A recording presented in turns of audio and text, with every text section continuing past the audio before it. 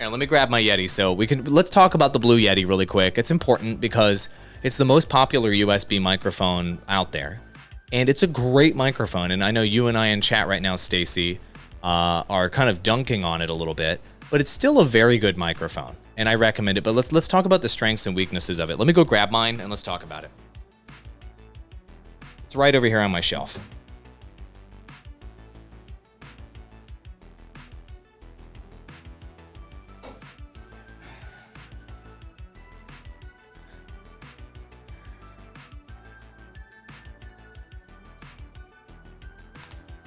Cool. So here's my Blue Yeti USB microphone right here. This is my old school one. This is the one I picked up thousands of years ago when I started as a content creator back in 2009. That I actually used to quit my job and become a full-time Twitch streamer. I was one of the first 1,000 Twitch streamers of all time. And I used the Blue Yeti USB microphone. I don't have the base for it anymore because I took it off and I mounted it. I've taken this microphone. I've made about 800 videos with this microphone that have gotten tens of millions of views over the years.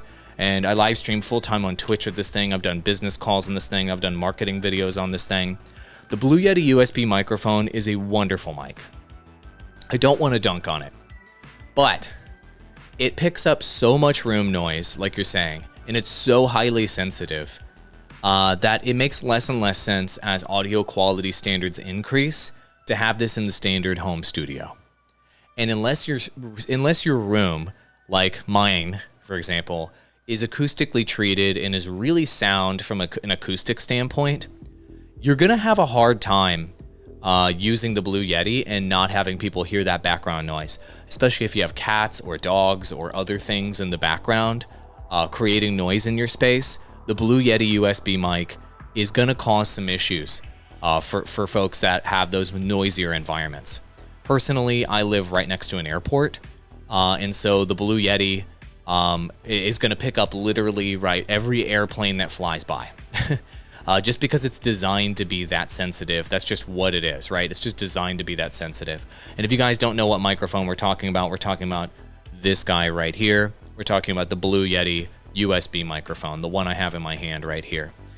It's a classic mic. It's still one of the best mics within its price range. So the Blue Yeti has the mute button built in on the front of it and the volume button, which is nice.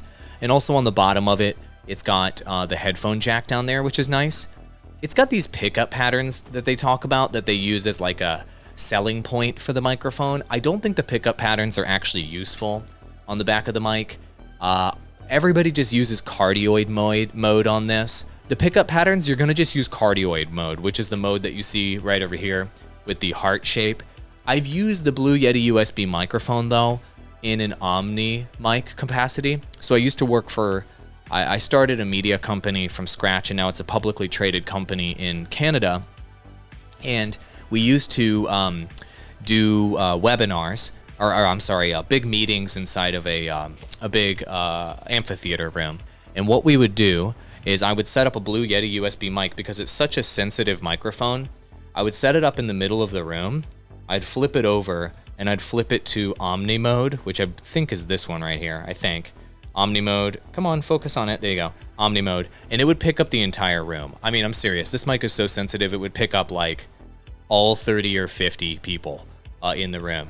And it would, so it's really great if you literally want to pick up everybody in the room. It can actually make for a decent mic on the middle of a conference room table as well. So if you have like 3, 4, 5 people that need to talk into a microphone at the same time, the Blue Yeti USB microphone is a great option for that. So in the spirit of that, let's just hit the wow button for the Blue Yeti USB microphone. I love it. I just wanted to clarify. I was dunking on it pretty hard there a moment ago, discussing in chat with somebody. I was dunking on it pretty hard. I still recommend it. It's still one of the best sub $100-ish USB microphones, but there are better options such as the Shure MV7 if you're willing to move up to the multiple hundreds of dollars range.